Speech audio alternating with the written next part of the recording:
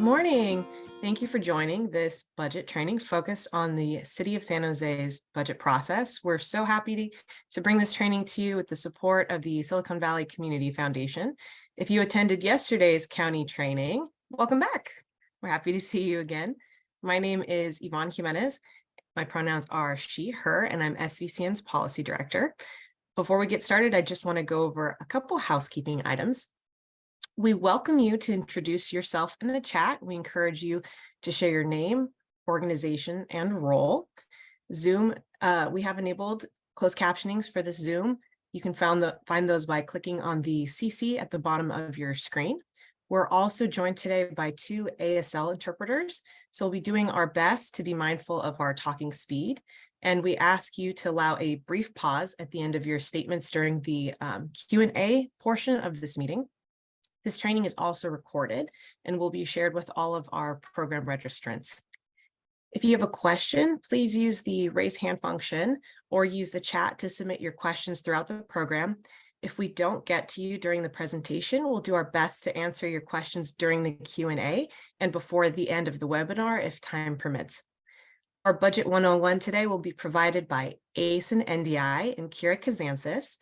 And from the training, we'll shift to a panel discussion where you'll hear from policy leaders from our community on some of their tips and tricks for successful budget advocacy.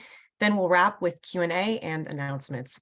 But before I turn it over to Asn, we want to take a moment to acknowledge that here in Santa Clara County, we are living, learning, and organizing on the ethno-historic tribal territory of the Tamian Ohlone, who were the direct ancestors of the lineages enrolled in the Muwekma Ohlone tribe, and who were missionized into the mission Santa Clara, San Jose, and Dolores.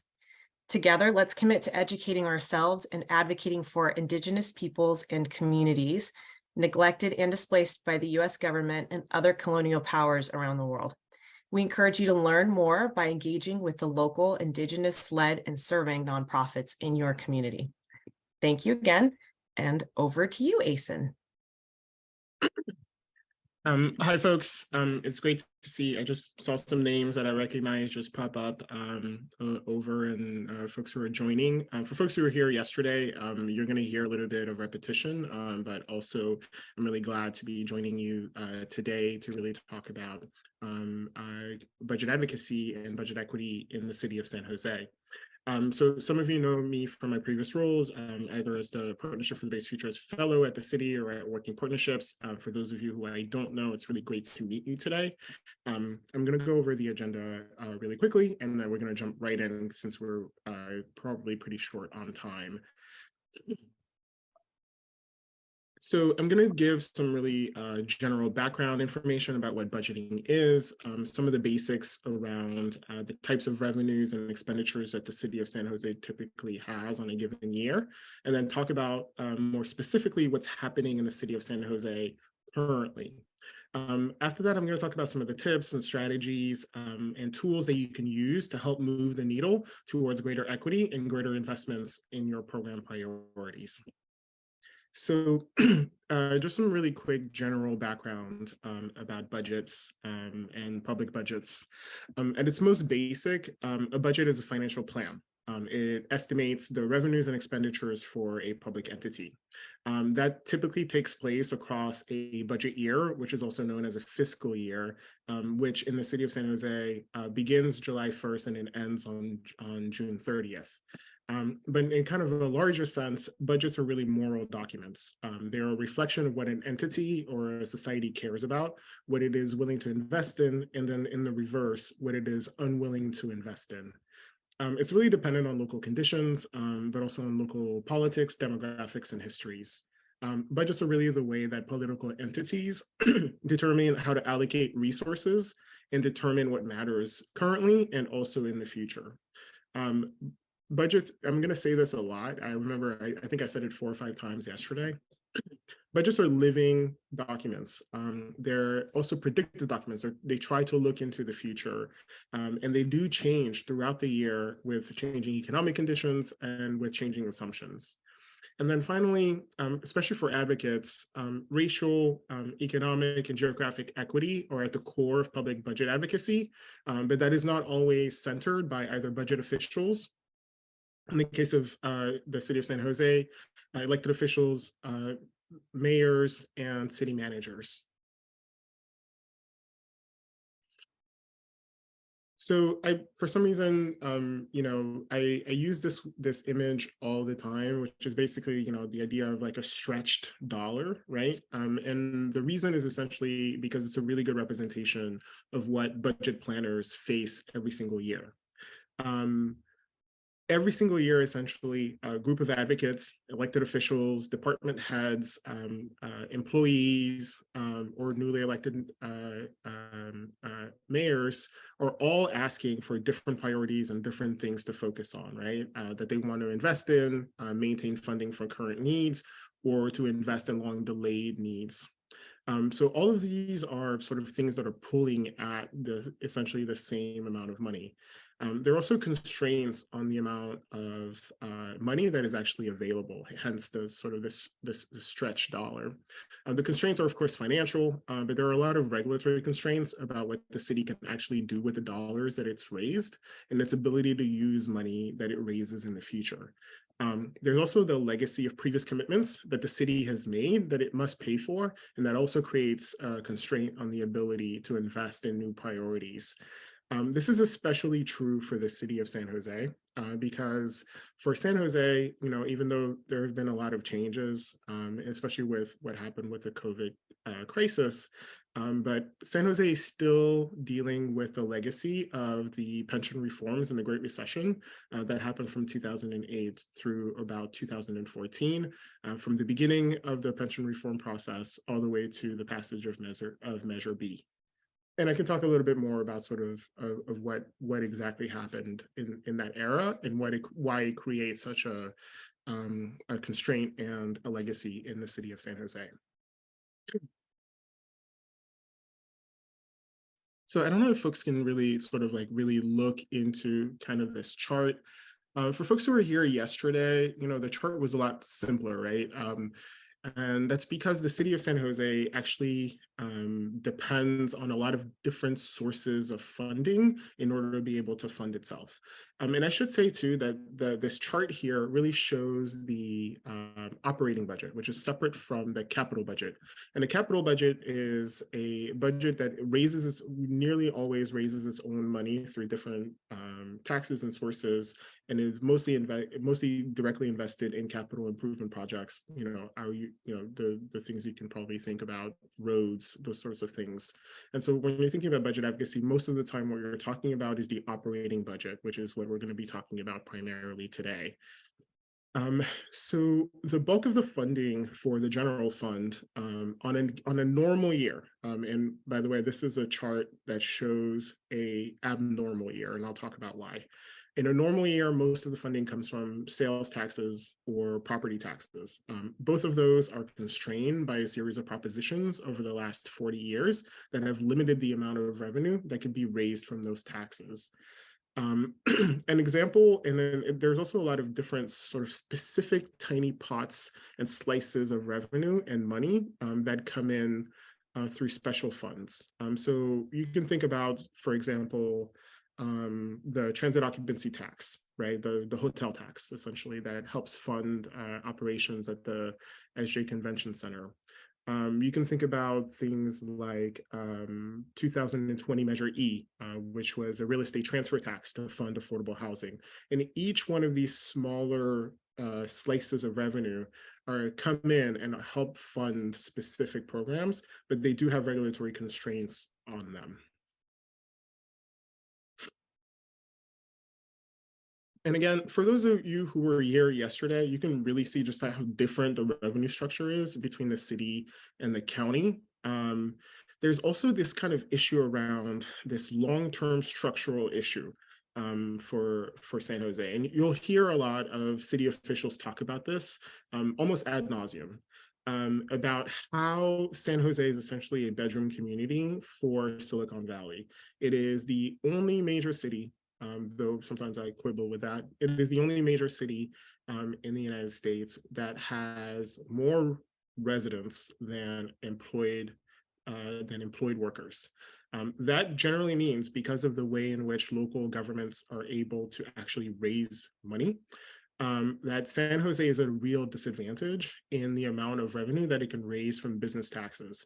If you look really, really, really closely, that dark blue line that you see kind of at the bottom, those are our business taxes. And business taxes in other cities, that have a much greater employment base, San Francisco, Palo Alto, San Diego, that line is a lot higher because most of those cities have way more jobs than they have residents. And residents are not exactly a net negative. It's just that residents, of course, require services, and services cost money. So one of the things that I would recommend, since we can't really go and dive too deeply into this, is to go into the San Jose's budget website and sort of like start looking at what these sources of revenue are coming in from and what you can actually do with the dollars. So let's talk about sort of where we are right now in current conditions. Based on the most recent presentation from staff, the city is expected to have a budget surplus of about $30 million this upcoming year. But they are forecasting future deficits in the out years, and then eventually ending up within the 5-year estimate of about $20 million. Again, this is somewhat consistent with the last few years, apart again from the COVID years, where the city essentially has been sort of at that kind of liminal place where they either have a very tiny deficit or a very tiny surplus.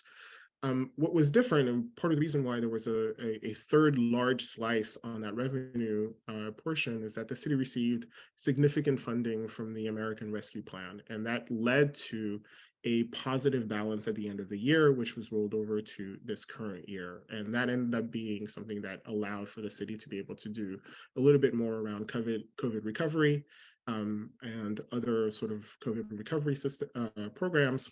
But that, of course, that assistance is tapering off in the out years. One of the things also, and I'll talk a little bit more about sort of like the current conditions in the city of San Jose a little bit later. But one of the things that also you want to think about is that this forecast has gone down by $110 million over 5 years from last year's estimate of the 5-year forecast.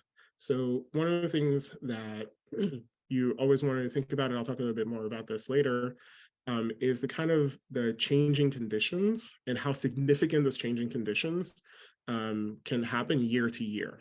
So the city went from predicting $130 million surpluses to predicting only a $20 million surplus over 5 years.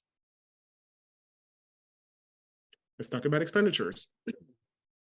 So I'm going to talk about sort of like the big pots of money in the city of San Jose and what it actually can spend money on. But I want to return to what I mentioned a little bit earlier about the pension reforms from the early 2010s, and then eventually the compromise proposal, which was Measure B in 2014. The pension reforms led to significant out-migration of employees from the city of San Jose. I think the estimate was 30% of the police force, 30% of HR employees. I think the most impacted department was the Parks Department. Services were cut. It led to pretty significant difficulties for residents as services went down. Post pension reform, there's been a pretty significant commitment to investing in our employed workforce, investing in our retirement funds, and investing in capital reserves so that sort of the crisis of 2008, 2009, 2010 doesn't sort of occur again, to sort of set a more balanced budgeting approach in future years. That has led to, again, a really significant investment in reserves and significant investment in long-term liabilities, which takes up a pretty decent chunk of the budget. Lastly, the city of San Jose, when you're thinking about the money that it can actually spend outside of those liabilities, most of the money goes to public safety. And I'll talk a little bit more about this. So while it says 40% when you're looking at the entire pie, when you're looking at the money that is actually available for spending, between 70 and 80% of the amount of money that is actually available for spending goes to public safety. And public safety are the two biggest departments in the city, and that is the fire department and the police department. And I'll talk a little bit more about that as well. Under general government, the biggest departments are the city attorney's office, economic development department, HR, finance. Under capital maintenance, this is public works and transportation. So the non-departmental expenses, these are most of your citywide programs or citywide expenses. You can think about the housing department, other departments like that.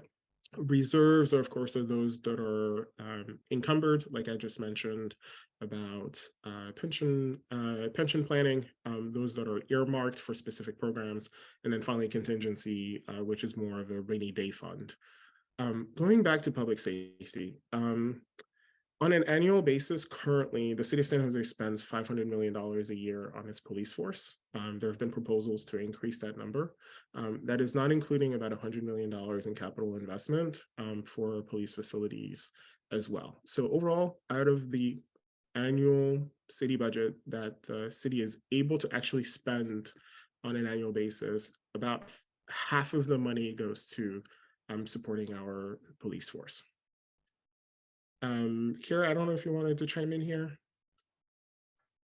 Sure. Yeah, I remember. I was just gonna share a little anecdote. A few years ago, the mayor or his office created a little app, which was like people could kind of get a window into what it would feel like to shift money around, and they could kind of give input through this app to the budget.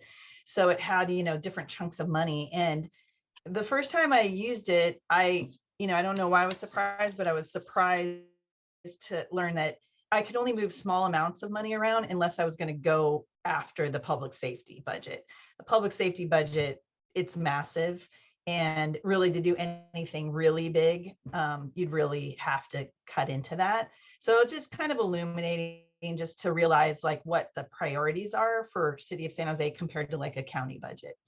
I was just going to mention that. I tried to get a hold of the app, but I guess it's defunct now. It was kind of silly, but it actually was helpful to me just as a person who was kind of like learning about the budget. So if we find it, we'll share it with you later. Yeah, and hopefully it wasn't just like a passive administration to administration type situation. So I'm going to talk a little bit about the mayoral role. For folks who are either new to budget advocacy or new to the city of San Jose, you may have heard that the city of San Jose has a weak mayor system. And the difference between a weak mayor system and a strong mayor system is essentially that in a weak mayor system that the mayor has the same voting power as every other council member. In a strong mayor system, generally, the mayor is able to hire and fire department heads. It isn't run by a city manager. The city of San Jose is primarily run by a city manager who has responsibility over administration of the city. However, while the city is technically a weak mayor system, when it comes to the budget process, the mayor actually has a really, really, really strong role. And so some of these are specific powers, and then some of these are more sort of dependent on who the mayor is. So first things that are, the first thing that sort of empowers the mayor is that the mayor has a budget director and more staff to develop budget proposals and to do analysis. The mayor also has let's be real, a closer relationship with the city manager and with the actual city budget director in a manner that is not always as accessible for council members. And I think I will also say, and this is why I say it's really dependent on who the mayor is. San Jose's last 3 mayors have been able to wield pretty significant influence throughout the city and upon council members. So the first step in a lot of times, when you're looking at the budget process in the city of San Jose, one of the first steps is the city's mayor will publish or present a March budget message. That budget message a lot of times is more, not to use a Gen Z term, it's more vibes than it is, actual budget proposals, right? It's more aspirational and specific. It's really kind of a vision of what the mayor's priorities are. It really sets the tone for the budget process, however, and it creates sometimes a little bit of inertia because it creates kind of this containment about what could potentially be possible for that budget year. It also kind of creates a lot of momentum for what the mayoral priorities are. Generally, the mayor's budget message, will include the mayor's top priorities at the top of the message and lower priorities in the message. One of the big things about this March budget message, a lot of times, especially this year's March budget message, is that, very rarely are there hardcore numbers involved. And a lot of times, specific pots of money will sometimes be, let's just say, oversubscribed. And it is sometimes fairly an unrealistic set of proposals that come out of that March budget message. Between the period after the budget message comes out and the first budget hearings begin, council members need to go through the mayor's office in order to submit budget requests. Now, of course, they don't technically have to. They could always sort of make direct budget requests to the city manager's office, but that requires, a majority on the council, and so it's a little bit more of a more difficult road to hoe. So this creates really an incentive for council members to propose things that they believe that their mayor is going to support. So 50-50 type proposals. And then finally, once the recommended budget from the budget office comes out, the mayor's office is able to create more specific budget requests and more likely significant funding for those priorities that they've identified in their previous budget message, as well as the council member priorities that they've most likely included in that June budget message. A lot of times that June budget message, this is not true every year, but the June budget message a lot of times looks very, very closely to the final budget that ends up being adopted. So for this year's budget process, there's some extra stuff here I just want to identify really quickly. It's not that they don't matter, but it's just like it's not usually a huge issue except for very specific years when there's like a lot of contention about some of these issues. But something to keep in mind is that while we're currently focusing on the operating budget, that there is a capital improvement budget as well, especially if your organizations are working with either businesses, organizations, or nonprofits that are involved in some of that capital spending. And then also to think about the fees and charges. So I want to think about sort of what fees does the city charge and whether or not they increase them. It could be a thing as low as the parking charges, but also include things, for example, like business licenses. These matter, but the main things to really focus on for the operating budget, which is I'm assuming what most folks are thinking about, are going to be that proposed budget that's going to get released next week. And then, oops, that's the wrong. And then after the recommended budget comes out, the mayor's, there's going to be a lot of public hearings and discussions and public sessions, which is then eventually going to be followed by the mayor's June budget and then eventually the actual budget vote. So one of the things that I feel somewhat conflicted about giving this presentation is actually we're a little bit late in the budget planning cycle. As most folks who have done city budget advocacy in the past will tell you that you want to start months and months before the first meeting about budgeting. You want to be building relationships already. You want to have had interviews with department heads. You want to understand your needs, your asks, even prior to the beginning of this process. And then, just thinking about sort of the most important times, these are still just the public process. And I'll talk a little bit more about the kind of advocacy you want to be doing in the background and not in these sort of public forums that you're going to also need to be doing in order to be able to win your priorities. But if you're thinking about it as like kind of an arc, in May and June, you really want to be thinking about how you want to, one, protect your existing funding, two, increase your funding and programs, and then three, plant the seeds for ongoing advocacy and special requests in the future.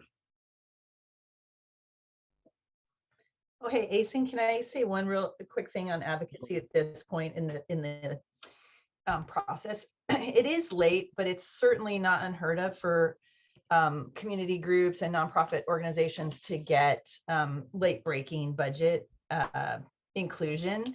So particularly if it's on the small side.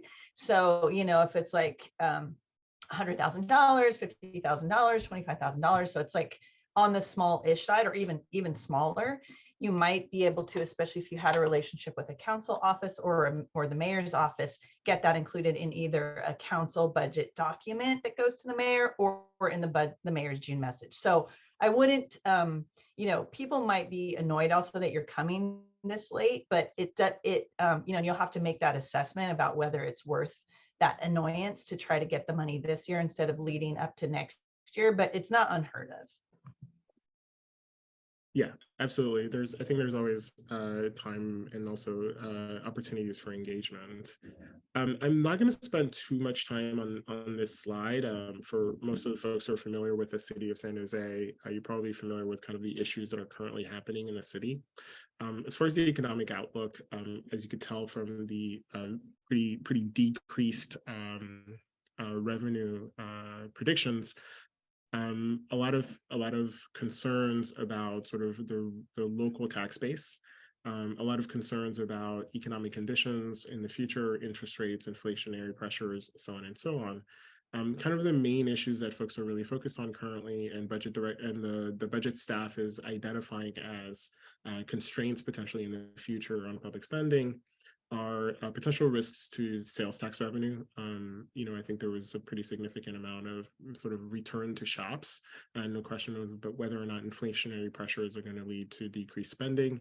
The return to work question about whether or not the commercial real estate downtown or in other business centers around the city, North San Jose, West San Jose, are going to be able to have employees return.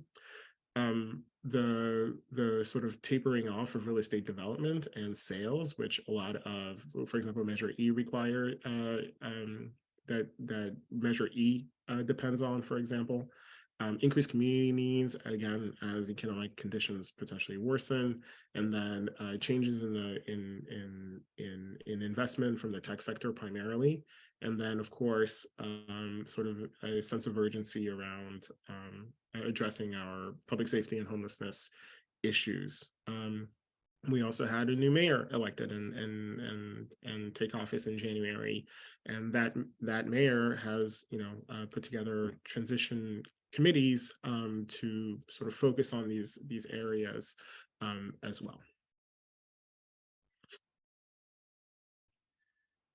Just continuing a little bit more about what's happened in the last few years, as I mentioned a little bit earlier, the American Rescue Plan was a real significant source of funding for COVID recovery programs, and that funding is tapering off in the out years.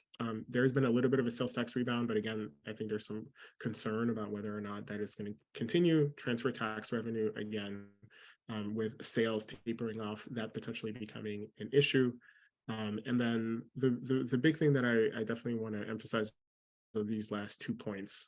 One is the mayoral push for focus and how that potentially could impact the investments that the city has made in other programs in the last few years.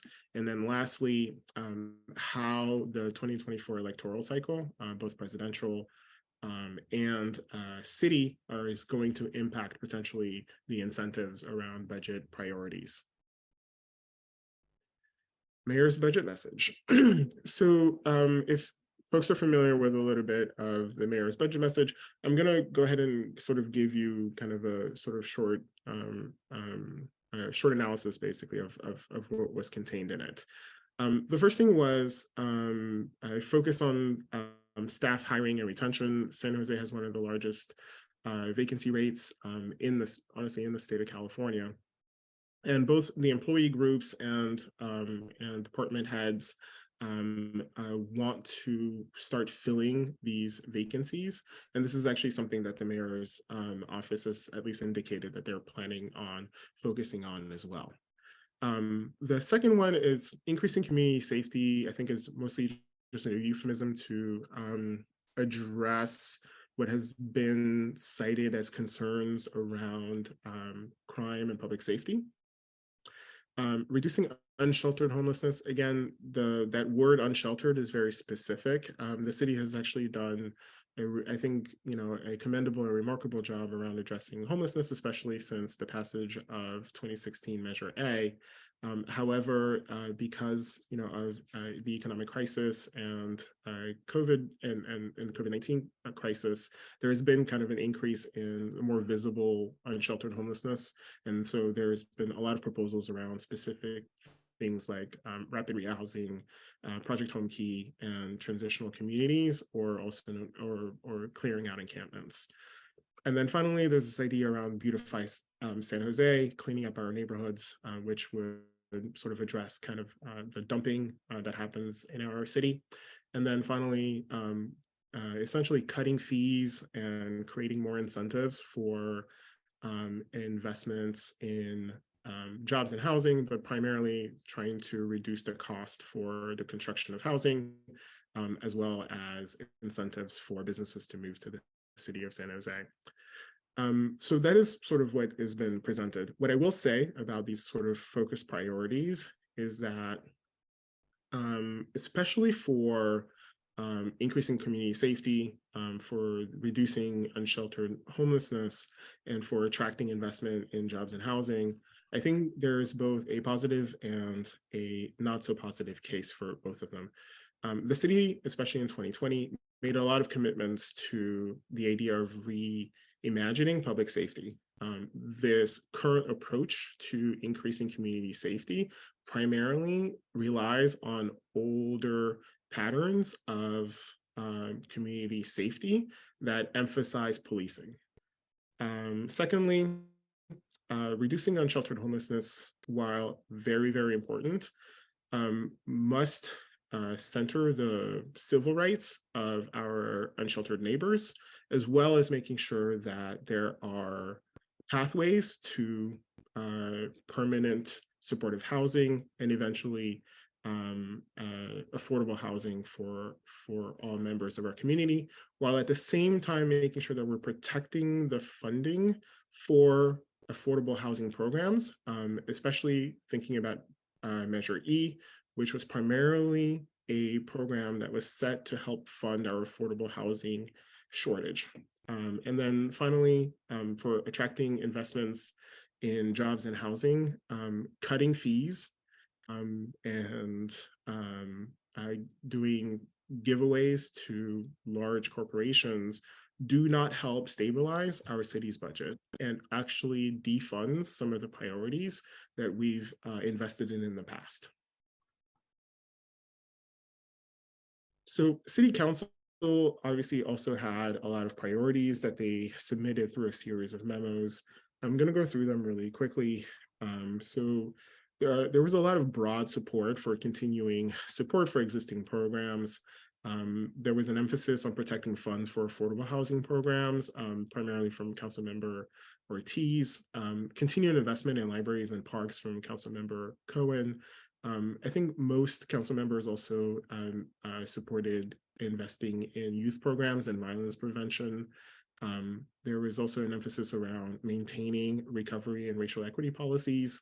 And then finally, providing funding for recovery task force programs and improving staff retention and attraction. Obviously, the community really responded to the March budget message and to the memos that were submitted by council offices. I think there was a strong reaction to the sort of obvious to the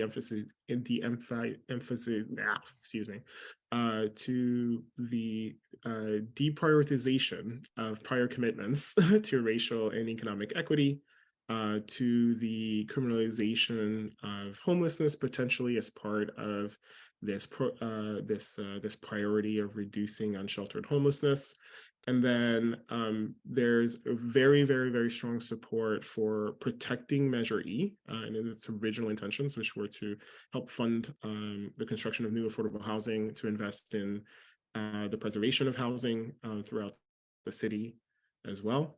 And then as part of a coalition of folks primarily driven by working partnerships, and I'm sure Jeffrey will be able to speak about this a little bit later, there's a campaign around responsible budgeting, which highlights the need to invest in preventing wage theft, helping to staff up San Jose, support for youth and inclusion programs, and then making sure that there are construction worker standards and incentives as part of a push for increased growth in both of our housing and commercial development in town.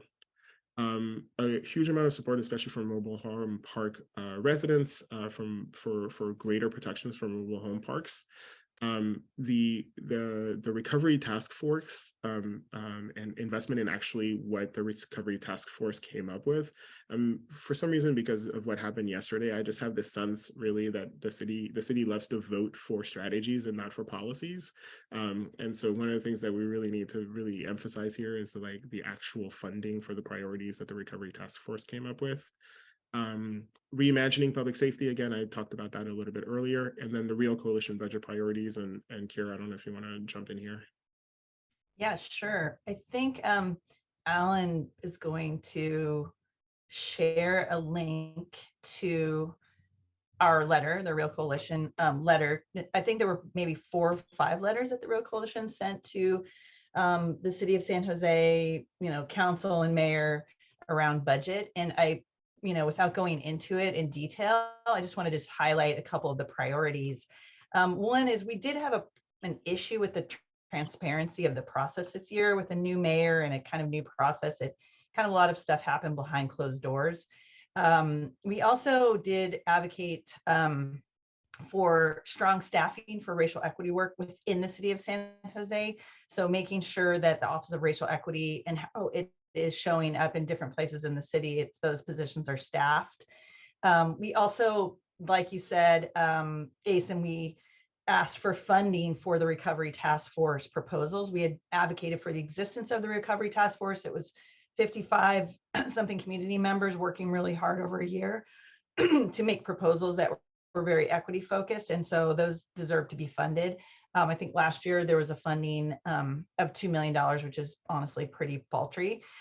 We also kind of went big on civic engagement, and we asked for civic engagement, a civic engagement plan that would center the voices of lived experience and continue to experiment with models like promotorial models and lived experience advisory boards. We definitely we're trying to see if there could be a bigger and more balanced investment in alternatives to public safety that are alternatives to policing and incarceration, consistent with the Reimagining Public Safety or RIPS report.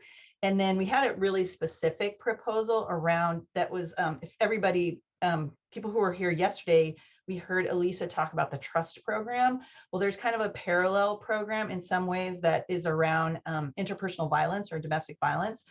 Some people call it, that is really community-based and not police-based. So those are some of the highlights of the advocacy that was done by dozens of nonprofit organizations in coalition with grassroots. Awesome, thank you. So now we're actually going to get into kind of, I think, the meat of the discussion, which is how do you actually move the needle? So to have a really effective budget advocacy and engagement strategy, you're going to need to think about this as a multi-pronged offensive. You're going to want to start honing your strategic thinking. What are the pressure points? What power do you have? What power does your opposition have? What do council members and the mayor care about? What do department heads care about? What does the administration care about? How to use the power that you have to help move folks to be able to get the things that you actually want.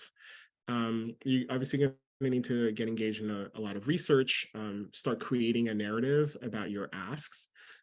You're going to think about how you want to engage these multiple interest groups, the staff, elected officials, employee groups, and then obviously start thinking about how you build a stronger coalition to be able to move these. And then finally start thinking about how you can embed potentially things in the current budget cycle that you can build on in future budget years. So the first step is going to be gathering the information that you're going to need to be able to speak authoritatively and with the knowledge necessary to be able to win what you want. One of the things that my budget mentor has always tells me is essentially you always need to go back in time. You always have to go back to the last, at the minimum 3 years, but usually at least 5 years to look at what the annual financial reports were. It's also known as CAFRs or comprehensive annual financial reports. Auditors reports are really, really important. They go very, very deep into department functions and trends and needs in the future. Also thinking about these 5-year budget forecasts and how accurate they've been over the years. One of the things I always love to look at, especially for the city of San Jose, is that the city of San Jose's budget, like a lot of city budgets, is actually a lot more complicated than a lot of public budgets. It's a little bit Byzantine. The city has raised tiny amounts of money for specific programs, and year after year, these funds sort of stack up. There's a list of all of the different budget funds that the city has. I think it's nearly 6 dozen funds that the city just keeps, little tiny pots of money. And so when you're thinking about how you want to analyze the San Jose budgets, you want to focus on those big pots of money, but especially if you're in a very specific type of program, whether that be criminal justice reform, literacy, there are smaller pots of money that might potentially be available to you. So what are you looking for when you're doing this kind of research? You're looking for discrepancies and trends. You're looking at trends in revenue, whether or not revenue lines are going up at a slower pace than expenditure lines. You're looking at whether or not vacancies are going consistently unfilled in specific departments and whether or not that department's budget needs to be resized. You're looking at whether or not current allocations for specific programs are either underfunded or overfunded. This happens a lot, especially with federal federal dollars, in which the city will win or be awarded some amount of federal funding, but that has to be spent within a very specific period of time. And so the city will, in some cases, this happens, not spend the money in the allotted amount of time. It's simply just lose out on that funding. And so just thinking about how you want to make sure that you're planning for that amount, for those specific pots of money. You're also going to want to start looking, and this is especially true for the current period, at whether or not there are sort of outlier type situations. So right now, we just went through a once in a 100-year event that really just dramatically changed the way our local budget works. The American Rescue Plan will not happen, on a regular basis, right? So when you're looking backwards, you want to just make sure that you're looking at kind of baselines and not so much outlier events.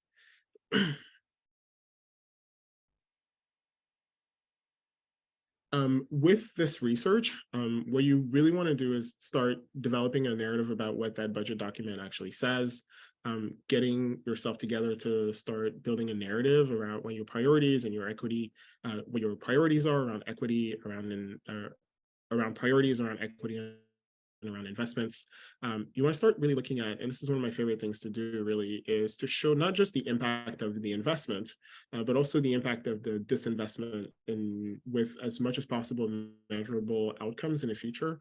One of the really great examples of this is the digital inclusion programs. So you can kind of sort of talk about how you can really see the impact of these kinds of investments on our student population. And then you want to start just really thinking about how you're not fighting over the smallest pots of money, not fighting over the table scraps, but really going after sort of the bigger pots of money as much as possible. And then finally, sometimes the money just won't be there, and you just have to go out and raise the money yourself. And by yourself, I mean, with a broader coalition of folks who are involved. The most recent example that I can really think of are Measure E and Measure T. Measure T to address, long-term capital improvement needs, our roads and our bridges. Measure E to address the underfunding of affordable housing since the dissolution of the redevelopment agencies. But I will also say that there is a great lesson to be learned with Measure V,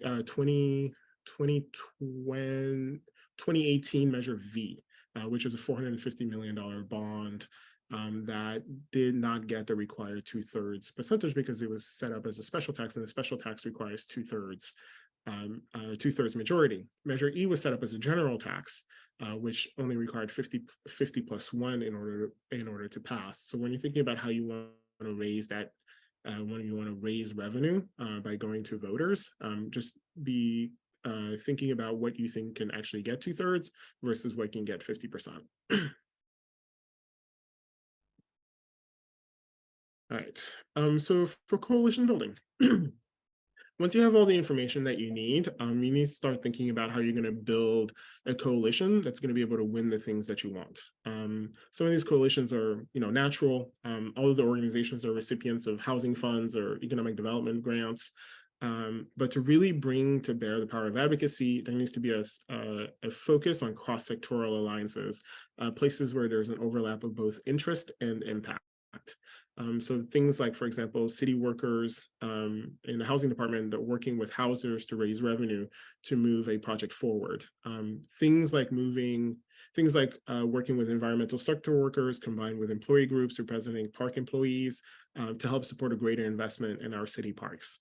So you want to think about where there is overlap, where our power is, and then just generally like bringing back an old slogan, we're stronger together, and that helps move the needle. You also want to start thinking about who are your best representatives for particular issues. You want to be thinking about how you want to counter opposition narratives about austerity and things that, the city of San Jose never having enough money. As much as possible, be solutions oriented. Identify the sources of revenue that you want to be pulling from, and then you want to be coordinating with your coalition around your asks and sources so that you're not pulling from the same pot of money. And then finally, you want to make sure that you're aligning on your messaging and your council and staff engagement. The worst thing that an elected official or staffer really wants to hear is the exact same talking points from a lot of different sources. You also want to really focus on staff engagement, really getting to develop that relationship with staffers. So I always like to say budget staffers are mostly just straight up nerds. They really want to talk to you. They want to tell you what they've come up with. They want you to check their math and see whether or not what their predictions or assumptions are actually accurate. And so your role is to really show up with detailed questions about the decisions that you've made, and about the allocations and the assumptions that they've made. In some cases, you want to be able to bring some of the research that you've done about some of the trend lines over the last few years. This engagement is really a years-long exercise. You want to be building that relationship as time goes on, so that when you call them the next year and the year after that and the year after that, you're already on fairly good terms and you have an understanding that they are coming at this from a fair place and you're coming at this from a place of fairness as well. The other, big group of folks that you really want to start working. Oh, I see a comment from from Jeffrey about employee groups. I say employee groups, but basically it's unions. It's unions. The unions that are representing the workers at the City of San Jose are currently, experiencing pretty significant vacancies this year. I mean, honestly, it's been true since the pension reforms. And these unions, these employee groups, are allies in the budget coalition. You want to be working with directly employed employees and their representatives, and as much as possible have coordination between employee groups and unions in order to be able to move your asks forward. Special requests and elected officials alignment for folks who are fairly new to the City of San Jose. The process is actually a little bit looser, as Kyra had mentioned a little bit earlier, but you definitely want to be leveraging those council office timelines for your requests, preparing the special budget requests and council memos. There's going to be public sessions that you're going to be able to do advocacy for your special requests. And then you want to make sure that you're aligning with these council offices, because some of your requests may not be funded that year, but it potentially could come up throughout the year or next year. All right, let's talk about campaigns. So once you have all of the research and you've kind of aligned with your coalition, sort of how do you make sure that you're actually doing the kind of things that are going to help you get what you want, essentially? And so there are almost like two sides. There, I would say, the inside game and the outside game, or in many cases, it's the public game versus the private game as well. So the public aspect of this is, public meetings, budget sessions, council committees, going to neighborhood forums, city commissions. The City of San Jose is actually, the collection of 10 districts, of course. You really don't want to think about how a lot of the city policies are impacting each individual council districts, and try as much as possible to tailor your messaging and your actions to these kinds of district-based impacts as well. Obviously, sending in coalition and public letters, doing public communications like op-eds, and then finally, like thinking about what kind of coalition actions you can really take place, and that includes everything from like joint letters, coordinated communications, and then public actions like marches and press conferences and that sort of thing. But one thing I would say about sort of campaign planning, a campaign essentially has like specific steps or arcs, right? There's a launch, there's an escalation, and by escalation, I just mean you're increasing the amount of activity that you're taking part in, a compression period where you're getting closer and closer to the decision point, and then finally a decision point at the end where you're trying to maximize the amount of public activity and the amount of pressure that you're putting in order to be able to get what you want. So one of the things that you really want to think about is just working backwards when you're working on developing that budget campaign. So you think about that decision point and thinking about like, what are the little intermediate steps that allow you to get to the point that we're able to have the maximum amount of public engagement near to the decision point. And so you want to start slow, right? This is like running a marathon. You don't start running a marathon your first day of training. You start with a 3K, a 5K, a 10K, a half marathon. It's kind of the same thing. You start slowly, usually in a private settings, with meetings, direct meetings with staffers, with elected officials, direct letters to their offices and emails, then eventually go a little bit more public, eventually start expanding the universe of people who are really engaged in this process through endorsements, employee groups, political organizations, community organizations, really bringing a lot of that effort to bear. And then eventually you're really trying to put all of that work together when you get closer and closer to the decision point. Okay, so you get to the decision point. What happens then? Usually at the final budget meeting, there's always room for final requests, for final allocations. Usually you can also try and see if you can wriggle out some commitments to explore certain things and to manage contingencies in the future. There's usually also a public opportunity to develop a narrative about what was not done that year, and then whether or not things actually make sense coming back the year after. But it's not over. As I said earlier, budgets are living documents, right? And so there's always opportunities for changes on any given Tuesday. You also want to keep maintaining that relationship with staffer, but not just budget staffers, but departmental staffers. Keep that engagement with unions, and then think about how contract renewals and reserves management can allow you to potentially essentially change the budget through these kind of contract renewals and these opportunities for re-engagement. And that, oh, and then finally, and you know, this is a little bit more in the weeds here, but basically you want to start thinking about like the assumptions that budget directors make are usually necessarily conservative. The last thing that a budget person wants to have happen is to come to their elected officials and tell them that actually, you know, we've overspent or we've run out of money. And so they will overestimate expenses and underestimate revenue. And so that usually leads to pretty significant discrepancies, and that their idea is to try to think about how you want to manage the discrepancies throughout the year. And then finally, you want to start thinking about whether or not the assumptions that are made around reserves kind of make sense. I made the sort of comparison yesterday to a 1990 Buick versus a 2023 Toyota and what your budget for repairs should be, right? And so just thinking about whether or not the assumptions that you're making are still accurate based on what kind of funding levels you have in your reserves. All right.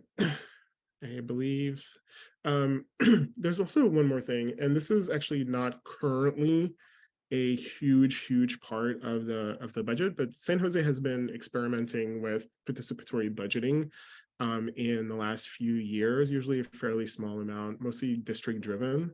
I think I've seen amounts between $500 and $1 million or so that have been involved in that process. Participatory budgeting is essentially working with community organizations and community residents to talk about what their priorities are and try and think about how you can invest in things that your community really cares about. So I think the question is how do we want to think about expanding that process and incorporate larger portions of the budget under this process in future years.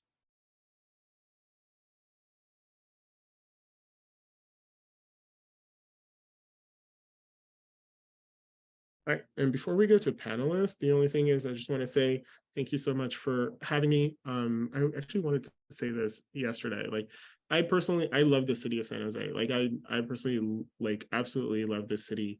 And one of the things that I think about when I'm thinking about city budgets and investing in priorities is essentially how does this public budget reflect the hopes and the aspirations of San Joseans. And so one of the things that I'm always thinking about for the city budget is not so much the physical aspects of the city, but how the budget is best serving San Joseans, the actual folks who actually live in the city. So I appreciate the time, and I'll be around for questions afterwards. Thank you, Asn. So it's my pleasure now to introduce our panel speakers. Between them, not to age them, but they have over 38 years of local advocacy experience. And we have Jeffrey Buchanan, who's the Director of Policy at Working Partnerships USA, Jessica Paz-Cedillos, Co-Executive Director of the School of Arts and Culture, and Shiloh Ballard, President and Executive Director of the Silicon Valley Bicycle Coalition. Thanks to all three of you for joining us today and agreeing to share your experiences and insights into the budget process.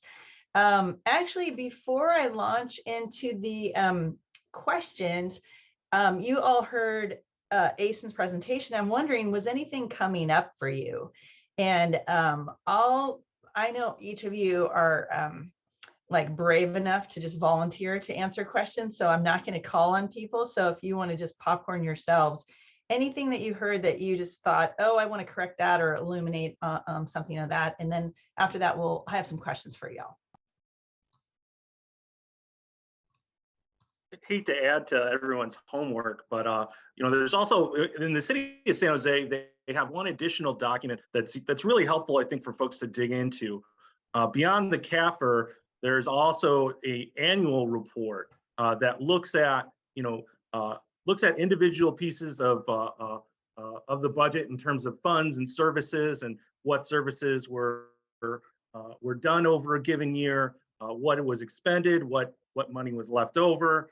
And so it's really helpful for trying to understand, where there may be, bits of money to try to go after that may or may not, like they'll even get into what's been allocated or unallocated within specific funds. So when you're trying to find money to fund your programs, it's a really helpful document. And so I would encourage folks to give that one a read.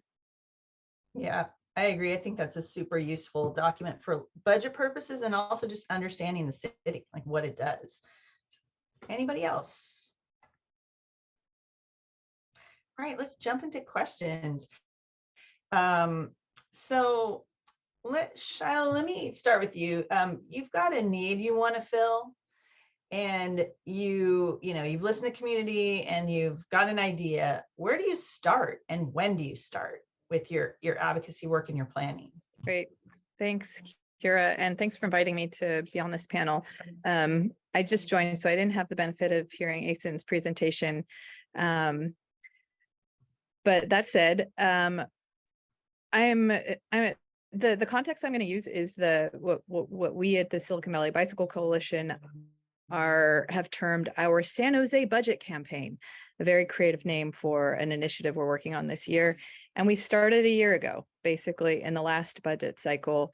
During that budget cycle, we recognized we need a year to prep for the next budget cycle. And part of that, a lot of what I'm going to talk about is more around what we needed to do in our organization to be able to impact a city budget. And that was the way that the Bike Coalition is structured. We have all sorts of people who love bikes, and we're trying to bring them together, educate them, and mobilize them to impact a public policy decision or a budget. And so for us, the first thing we needed to do was help our people understand that this is an important thing to be involved in. So it was just basic education of our members. So we brought in, we did something similar to what you're doing here today. We brought in Bob Brownstein over a year ago to talk with our folks, and we brought in different city council members and city staff in what we call our biketivist forums to just start educating people who ride bikes about how this is an important part of the budget, an important part of achieving their goals of, improving street safety for bicyclists and everyone.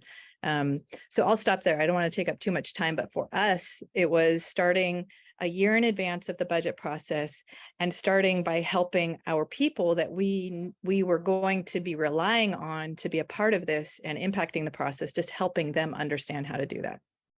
Thank you. Anyone else want to weigh in on just like when do you start and how do you start?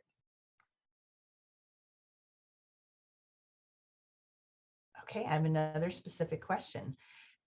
Okay, so I learn a lot by stories. So it's like what happened kind of helps me understand like what not to do next time or what to do next time. So my question is kind of around that, which is like, what has worked for you and what hasn't? So what lessons have you learned? And what kind of pro tips have you developed based on those, losses or wins? And I'm going to kick it to Jessica, and then after that, I'm going to kick it to Jeffrey. Sure, you got it. I was about to answer the question of when to start, and so I'll tie that in. I can't see that well because I have my little questions in front. So it's okay. You're ignore you. Yeah. No, you're Feel good. free to just jump. And so for us, right? What has been incredibly important are the relationships, right? And in terms of when, right? I think that when you are, leading an organization, when you are helping to mobilize community, you're always on, right? And so when you think about the different touch points with our elected officials, with the folks within our city departments, for us, it's about the cultivation process, right?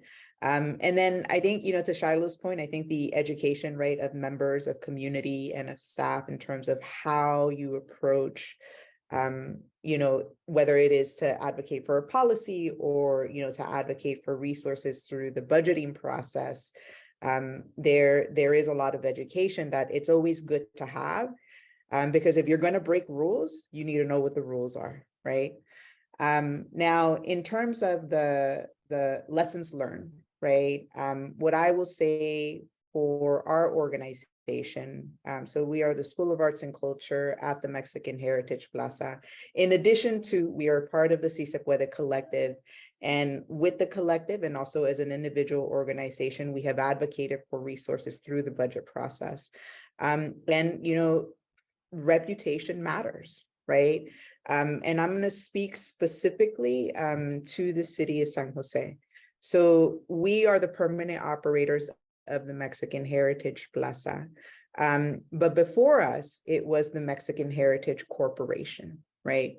And they ran into some challenges. And so, you know, the city of San Jose had to take over the operations of the facility. And the city themselves, right, you know, found that, you know, it was a lot of work.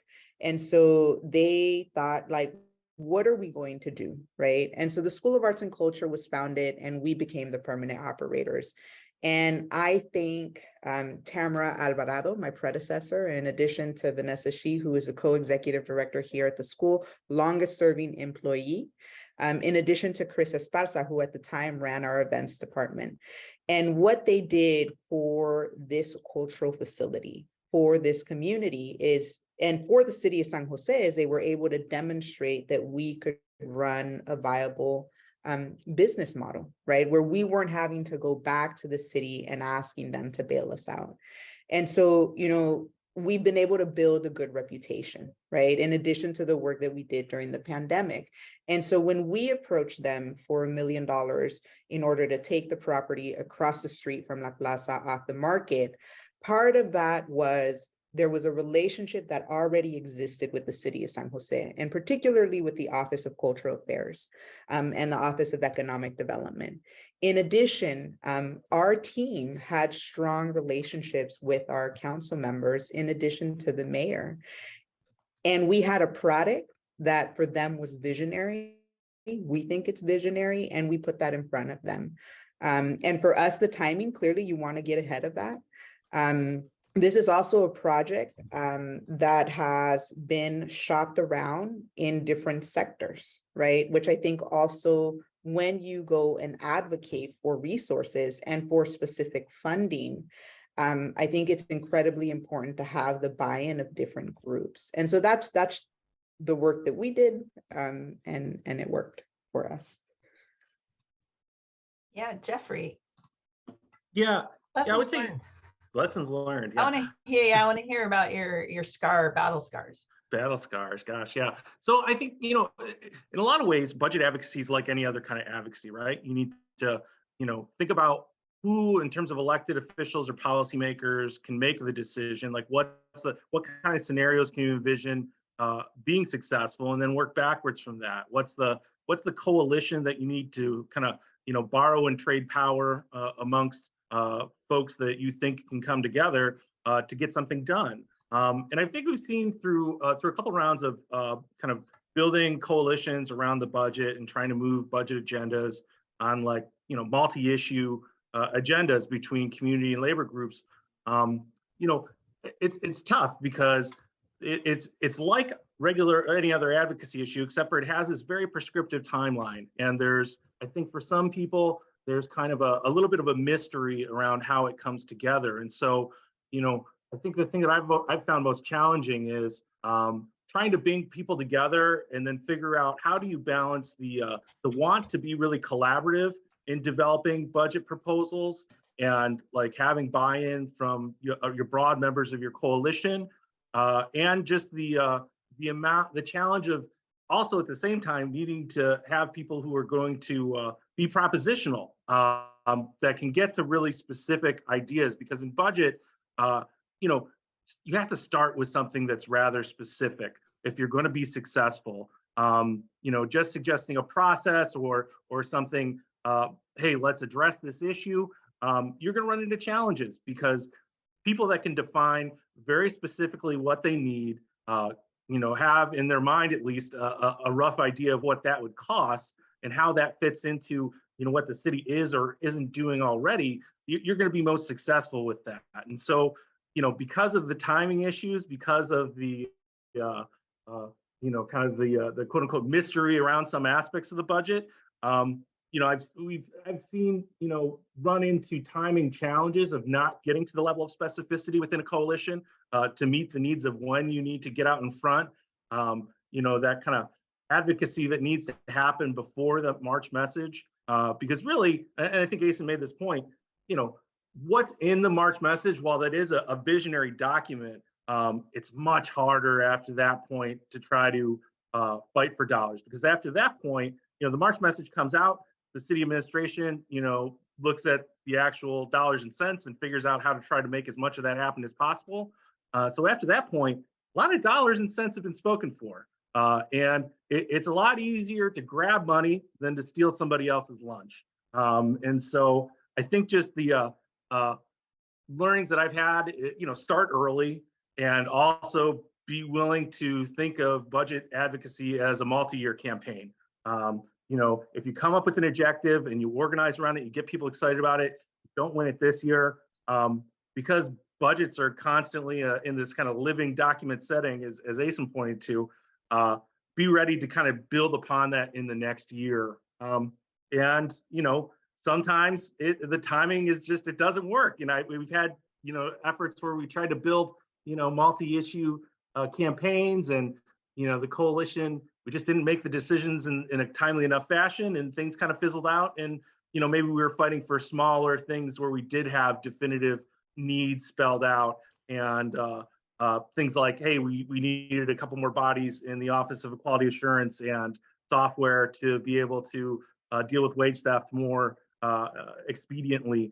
And having that level of specificity, it was easier to win that in the budget than, some of the broader goals that, we started off with in some of our campaigns. Like similarly this year, we came up with a set of goals and program needs, and based off of things that we knew in the past that a lot of our allies had interest in, and tried to bring people together around that, rather than maybe starting up with a table and starting from a blank piece of paper. So there's different ways to accomplish goals, and yes, relationships, understanding where people have been fighting on issues over the years and how to bring them together. But the timing is really a complicating factor. And so figuring out based on that, how do you decide to jump in any given year? It's important. Yeah, I think I want to give Shiloh and Jessica a chance to react to also what Jeffrey just said. And then after that, we're going to move to talk about partnerships. And then after that, we're going to move to talk about champions. So if you want to segregate your comments a little bit, right? I think still we're in the timing, strategy, losing, winning, and pro tips kind of territory. Shiloh, Jessica, anything you want to add there? Sure. I'll add on the pro tips side, just to launch off of what Jeffrey was saying. I think one of the things that has been crystallized more for me in this current budget process is the importance of an entire ecosystem. We know that, but it's just you can get really focused on, I need to be working on the council. I need to be working on the council. And forget about what am I doing on the coalition building side, or what am I doing to make sure staff feel supported? What am I doing in terms of organizing? So you're doing things, but then also the piece that this year I've felt I've gotten better at is making sure all of those key ingredients into getting to a win, they all know what's going on. Because I think so often, the staff doesn't know that you're doing all this organizing outside, or the staff doesn't know that you've had 10 conversations with a city council member, or the staff doesn't realize that you were the one that placed that op-ed in the Mercury News to, create some pressure. And so constantly keeping all of the different players apprised of what each of the different players is doing, I think creates this ecosystem buzz thing that I'll just say that is something in this go round became a lot more clear to me. Just in particular, letting staff know of all the things that you're doing outside of their little world of being in the staff so that they feel supported.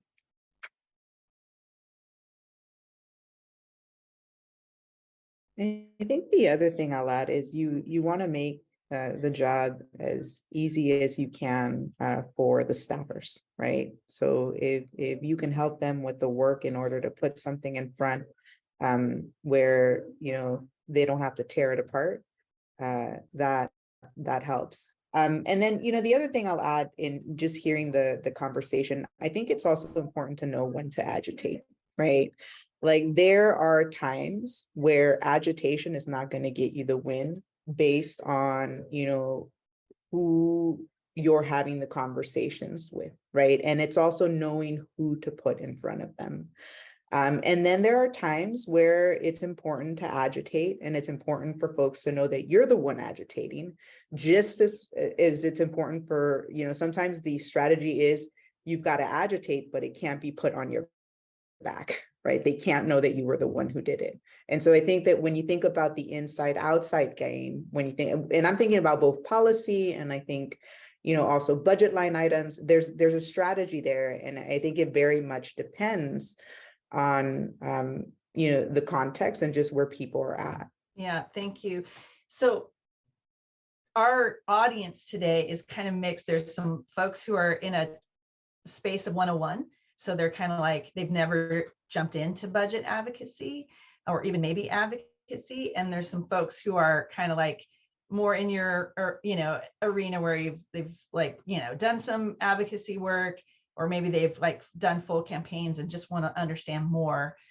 Let's spend a little bit of time in the 101. If you can hearken yourself back to the 101 time, which is, so, and there are a couple people who've asked some questions too about this, which is like, let's say you've just never spoken to a city council member, you're in the city of San Jose, you're a nonprofit, you're a grassroots group, you have ideas, you have policy ideas, you have budget ideas. Where do you start? Like, how do you just make the decision? How do you put your toe in? I mean, I think the easiest place is to find either, other organizations that share your problem statement or your solution or things that you were interested in, find a coalition to be a part of. Budget advocacy is tough. It takes a lot of time and resource. And, hey, folks here on this call, we're all, small or medium, size nonprofit organizations that, probably by ourselves don't have the power to win, significant amounts of dollars through the budget. But coming together in coalition, there's opportunity. And so I think, if I was a small nonprofit wanting to dip my toe into budget advocacy, I'd be looking for friends and folks that share my interest, and to bring them together, look to convening them and saying, hey, how can we together work on these set of issues? And I really think that's the best ways to start. Or finding someone who's already doing that. You're talking to folks and they're saying, hey, have you thought about this coalition? What about the Si Se Puede Collective? What about, have you talked with folks over at Real? Have you talked with working partnerships in the Labor Council? Those kinds of things are good entryways, because a lot of us have the same values and want to see the same kind of things come together. And it takes, a bunch of us coming together to make anything happen. All right. Yeah. So what I also want to note, right, is what is the end goal, right? So there are times where, being a part of a coalition, there is a shared objective. And so that is a strategy, right? And then there are also times, where you may have an organizational need. And my ask of all of you is have the courage to get in front of them and ask. If you are not asking, you are leaving money on the table. Yeah. All right, so let's go to partnerships, because you've all talked about it a little bit. So Jeffrey, you said, kind of like look for friends, look for allies. Anything any examples that the group, may give them an idea about how do you do that? I mean, obviously, like, I guess I would say from my perspective is that, if you're an organization that's wants to work in the space of racial equity, you could join the Racial Equity Action Leadership Group. I think that, there's work groups and that you can attend a regular meeting on Thursday, you can learn a lot, you can participate. What are the other spaces where you could work with others? Yeah, I mean, there's plenty of spaces, and probably a lot of spaces that I don't even know. But for instance, our organization, we went through, recently a strategic planning process, and a new goal for us. I actually see Monty Kathuria, our new associate director of care policy, and working really on workers within the care sector. We've prioritized childcare in a new way, where we've dipped our toes in it a little bit in the past, but not, in a big way. And so, we found that, hey, there's the County Office of Ed convenes the Strong Start Coalition that has been talking about, early childhood education for years and years. Susan Ellenberg is starting a Build the Future campaign with a number of early childhood education stakeholders and labor.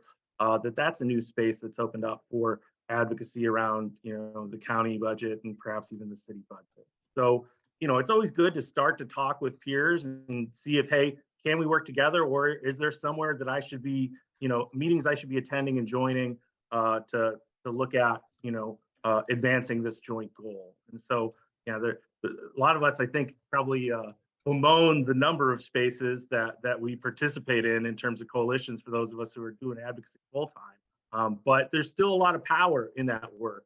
And, you need to make those spaces productive the best you can. But I think that's the way that I go about it. And then there's always new spaces being made, always new spaces falling apart. And so, bring a power analysis lens to it. And hopefully you can get some people who give you some real talk about, how effective or ineffective, how meaningful the time they've invested in the space is. But there's still power. I'll just put it, Kyra, you said the Real Coalition, but I just want to underscore that is a really, really great space. Every Thursday morning, log on, there's time where we break out in little mini Zoom rooms and we just connect with each other. And it's just, I know you mentioned it already, but I just want to emphasize that it really is a great place to quickly get connected with lots of organizations. And then I'll just add, I feel like every space that I'm in, I am like, I've always got the agenda of how do I, who are the people in the room? What do they do? And how can we be working together to advance common goals? It doesn't matter what space I'm in. that's always what I'm thinking. Yeah, thanks. All right, moving to champions. Oh, sorry, I've sneezed. And then we'll move to Q&A with our audience. So champions are, relationships, I guess, with elected folks and their staff. How do you approach that? Again, maybe, I think there's a combination here between, how do you just start, and then also any kind of pro tips. So what do you have to say about picking a champion, talking to multiple council offices, and where do you start and where do you end? I'll say, like, I'm going to take a big step back, because I think a lot of folks who come into the nonprofit space, like the political side of their brain and experience is not super well developed. And so I find that you meet lots of great people, but the political judgment isn't there. And that's not a criticism. Maybe that's a good thing. But one way is just go and work on someone's campaign, or go and volunteer on numerous campaigns, because you can quickly start to meet all the people involved in politics and who are elected, and start to build relationships. So that's, aside from just sending an existing council member a note saying, I'd love to get coffee, when it's campaign season, just go and work on some campaigns and get to know some of the folks who are running for office.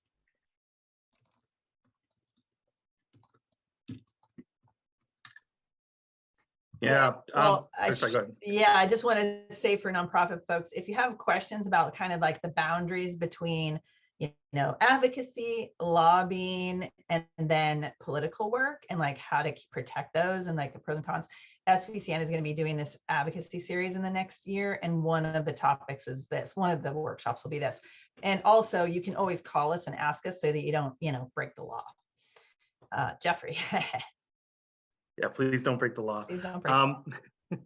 Yeah, I think Shiloh's point is right. It's tough because it's for those of us who spend a lot of time lobbying city council, there is a constantly shifting kind of set of relationships between council members and different interest groups, and what kind of roles that people are playing, and that depends on a whole host of things, from like what's going on in their personal life to what kind of ambitions they have for their next job.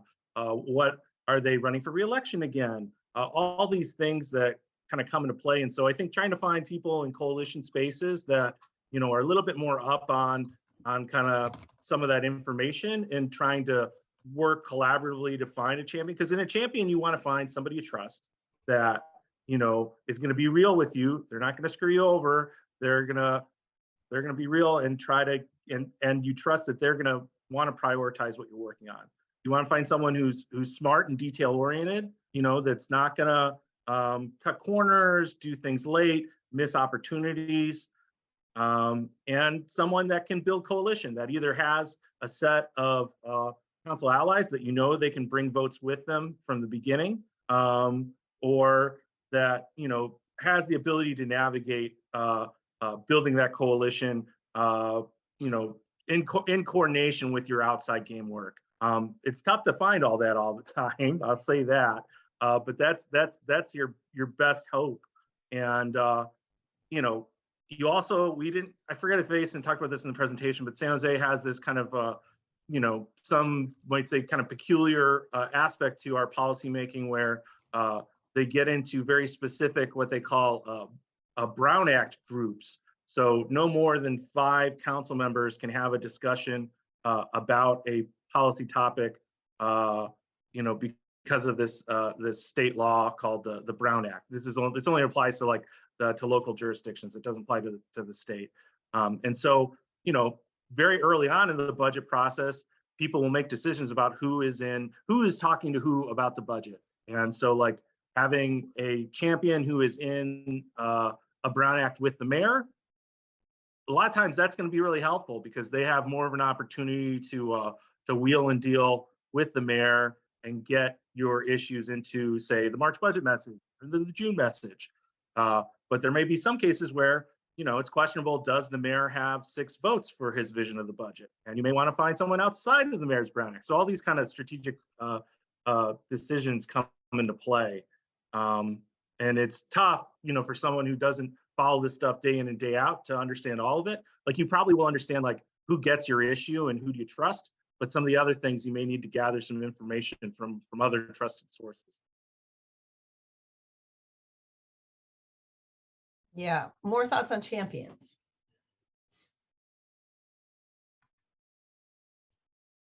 I think it's important to work at all levels, right? So you've got you may have you've got your mayor or your council member, right? And then you have your staff, whether it's chief of staff all the way down, right? And I think it is important in the relationship building process, to have different touch points. And I think for our organization, it's also important that it's not just, Vanessa and I that have different touch points, right? We want our team members to also build those relationships, because they may be more open to saying, something to one of our staffers than they are to us, right? And I think that is always good information to have. I have another example where the Si Se Puede Collective was a huge champion for the work that we were doing during the pandemic. And, we were able to champion $1.7 million in order to support our emergency response to COVID, right? And that had a lot to do with the Si Se Puede Collective agencies, and in particular, Gabe, who is on this call, who build relationships with the county supervisors, and also internally Somos Mayfair built relationships with the staff at the county. And so when the requests came, it was being championed on both ends, right? And that was incredibly important. Yeah. All right. So any other final thoughts before we go to Q&A on working with council offices? Well, actually, I do have one more last question on this. So, obviously there's some council offices that kind of constitutionally, or let's say the mayor's office, just for example, maybe we aren't aligned like 90% of the time, but perhaps there's something idea you have that might be attractive to that person who's, not usually aligned. How do you walk that line? Like, how do you, make a decision? Yeah, I'm going to work with this elected leader who generally isn't supportive of the things I'm doing, and when, if ever. So I'll take that one. So when I first became executive director of the School of Arts and Culture, I did a goodwill tour where I met with all the council members in addition to the mayor. And I put up front for all of them, right, that there are going to be times where our values align and it's going to be great. And there will be times, right, where our values don't align, and that's okay, right? In my position, right, and the work that I do here for the school and the community that I represent, part of the job is to work with folks who are along the spectrum, right? And you take the wins when you can take them, and then there are moments where we have to agitate, right? And so for me, it's just, I'm just putting it here, right? There are going to be times where we don't align, right? And I am going to continue to show up as a professional. And, I know that you will as well, right?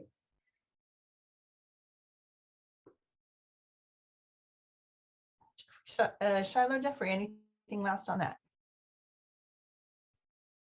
I guess I'll just add, because I mean, we face this all the time. In addition to what Jessica's saying, if it's just not good, if you're just not going to be listened to, you got to find the right messenger, right? It might not be us, it might not be the Bike Coalition. And this comes back to the coalition piece of the coalition building piece of things. It's like, okay, who's got a good relationship with so and so? I really don't. Anybody in our coalition want to be the person who reaches out? Okay, that's you that's going to be developing that relationship. Don't let them know that we're friends, because that's not going to get us anywhere. So I would just add that to the mix. All right, let's see if we have some questions from the audience. If not, I have a couple backup questions. We could keep going. Folks in the audience, who wants to go first while we still have this whole panel? I think, Shiloh, you maybe have to take off in a little bit, right? I am good. Okay, good. All right, who do we have?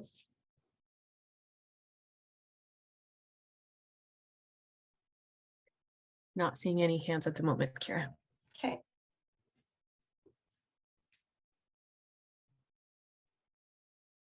All right, Alex.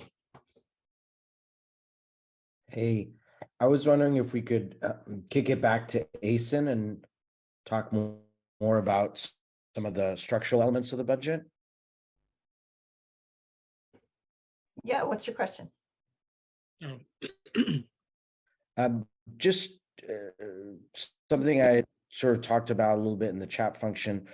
How do you compare San Jose's budget to other ones you've worked on, Asn, and what are you talked about one of the unique features is all those tiny little funds. Are there other ones that really stand out to you? I mean, I think at the core, the city is constrained by the same state propositions that every other city in the state of California is constrained by. So Proposition 13 limiting property taxes, Proposition 8, Proposition 98. All of these propositions that have passed over the years create sort of, these huge structural barriers in the ability to raise revenue.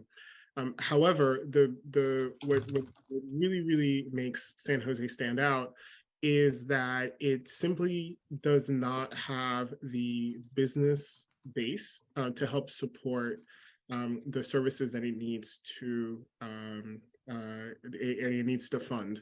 And so it's gone about, like almost every city, gone about a bunch of different ways to try to have a targeted approach to funding things, right? There's a library tax to fund our libraries. There's a Measure T bond in order to fund infrastructure.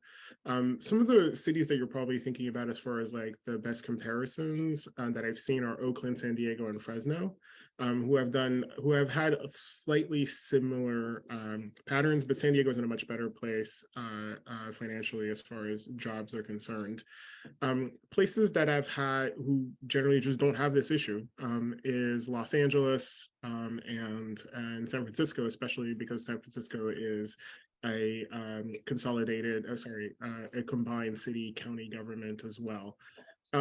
If I can just take 1 second to just go back into like a really tiny amount of history here. Before Prop 13 passed in 1978, the strategy actually made sense because you could always raise property taxes, you could always raise revenue by increasing business taxes, but the city of San Jose is really spread out. And because of that, providing services to a city this spread out really costs a lot more money than it would if the city was more densely populated. And obviously that creates a longer term structural pattern that also creates a really huge drain on public resources.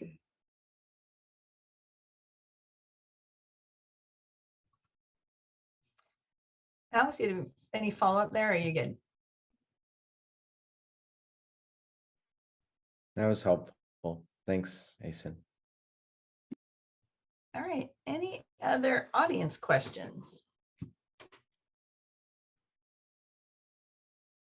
Okay, I'm going to throw out another one, moderator question, and I'll give everyone another chance to ask a question.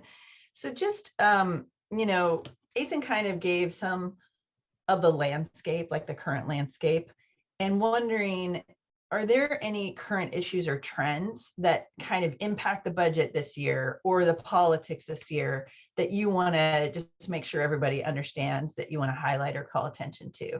And I'll just open it to whoever, including Asn. You're still highlighted. I mean, go ahead, Jen. Oh, I was just gonna say, I don't know if it's an impact or a trend, but in the city of San Jose, we have a new mayor, so like everything's kind of different, and yeah, that's things were done differently this year. So I think a lot of us went into the process going, okay, if everything's like it is typically, as long as we get our thing in the mayor's budget message, we're golden. And then it looked like the mayor put everything in the kitchen sink in the budget message. So it's like, okay, what does that mean? The food fight is going to have to come later. So I don't know if it's not a trend. It's just something different this year. Yeah, I just follow on that point. Not only do we have a new mayor, but then we have this whole wacky transition team structure where, I think to a lot of us, it looked like it was probably a violation of some open government laws. But you had all the folks on all the standing members on council, except for Councilmember Batra and Candelas, who were appointed afterwards, participating and feeding into this set of budget priorities that then, largely was, taken up in the March message. And so, that's a challenge. We also have this weird political dynamic now that's emerged in San Jose City Hall, where the chief of staff to the mayor also runs one of the largest political action committees that is gearing up for a lot of spending in the next election cycle. And so, it's kind of changed the politics of the city a little bit, where folks running for re-elections are, being a little bit more deferential to our mayor because his chief of staff is able to raise unlimited money to spend against them if they so choose. And so, that's a kind of particular challenge. Encourage folks to keep an eye out on May 25th or 23rd, I forget which one, council meeting, where we'll be discussing a city ordinance to hopefully prohibit that kind of activity in the future of, sitting staffer or a sitting candidate, controlling a big political action committee. So.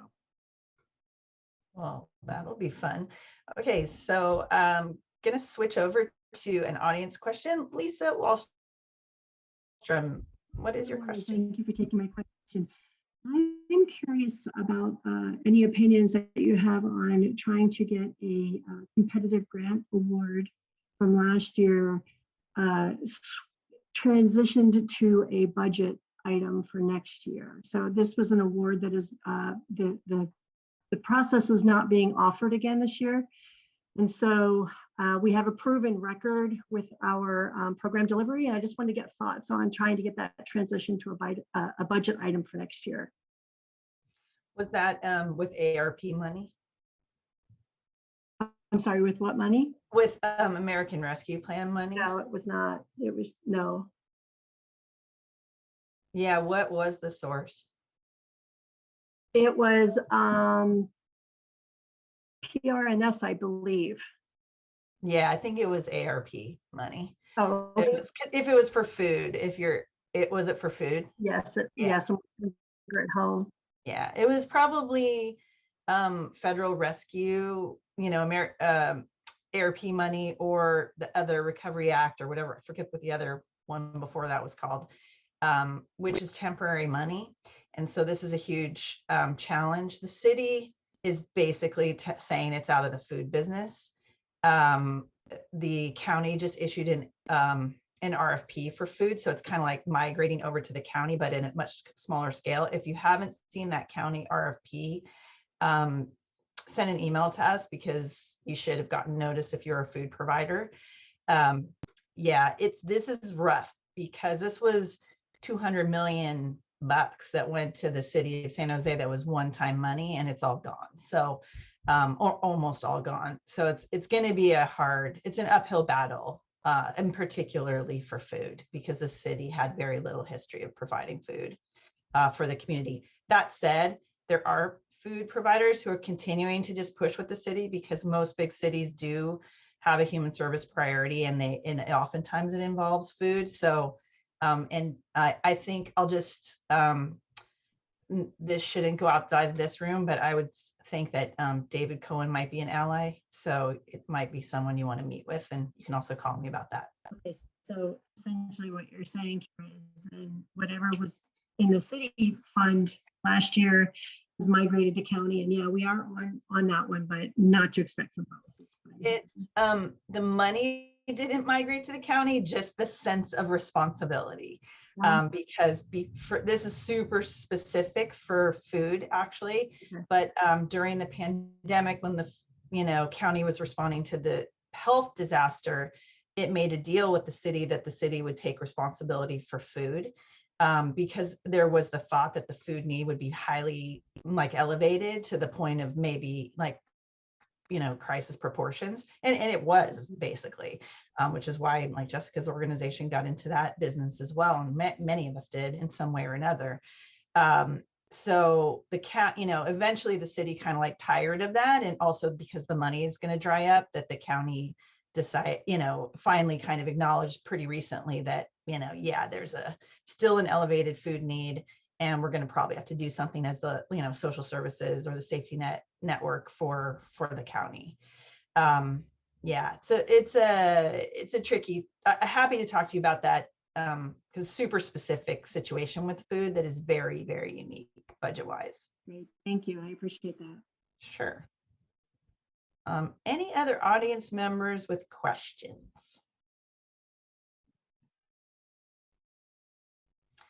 I think I'm going to throw a last question out, and then also just see if anyone else wants to say anything in a wrap-up mode.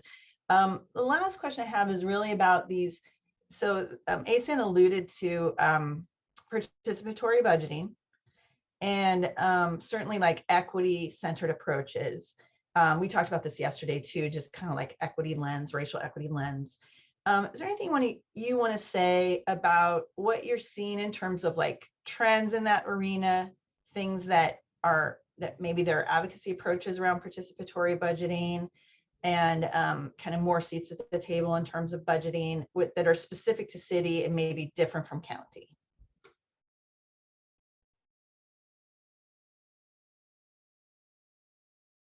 I mean, and just in terms of trends, I think, while participatory budgeting in concept is a good idea, I think we see all too frequently that the amount of money that's put in, that's available for that process, is pretty trim.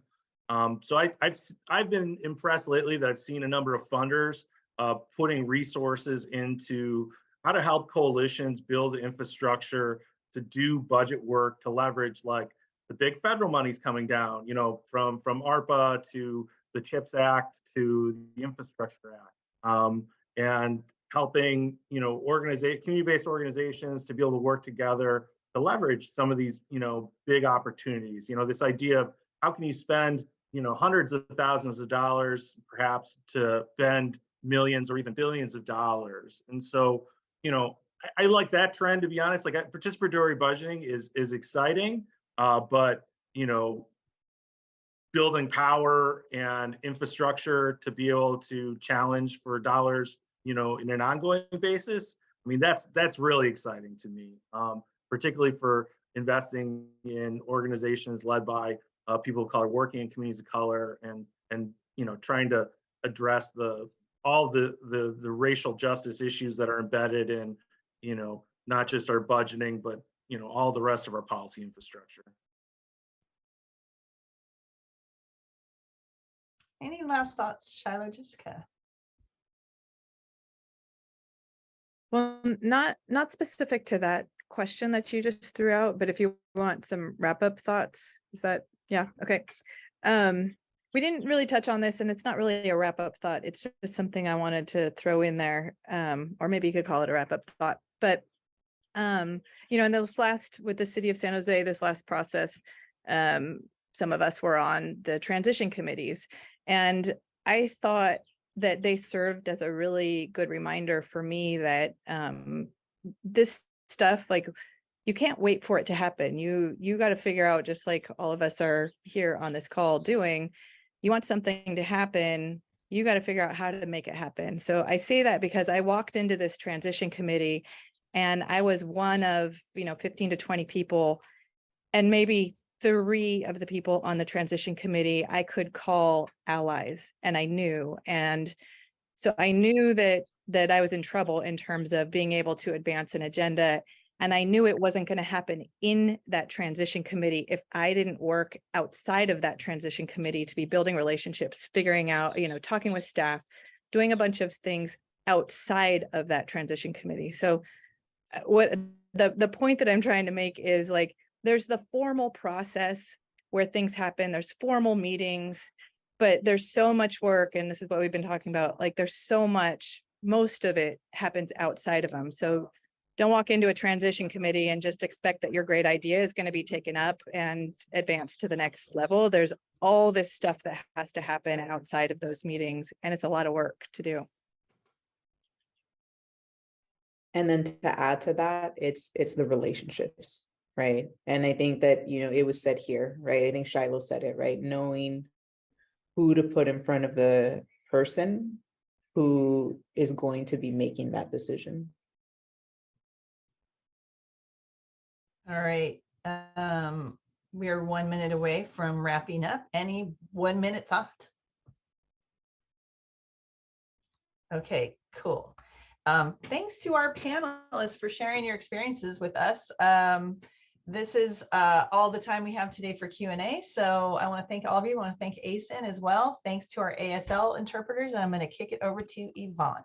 Thank you so much, everyone, for joining us today. Thank you for all of your questions, for our panelists, and to our ASL interpreters. I also want to encourage you all to reach out to the SVCN policy team with any questions that you have. Budget training, it's a lot of information in a very condensed period of time. Budget can be a little, it can be a bit of a beast. So please reach out with any questions. We're happy to help you navigate that further. And then as a reminder, as I stated at the beginning, we have recorded this training, and so that will be going out to everyone. So on behalf of our team, thank you again so much for joining us today. We hope we see you soon at other events. Thank you.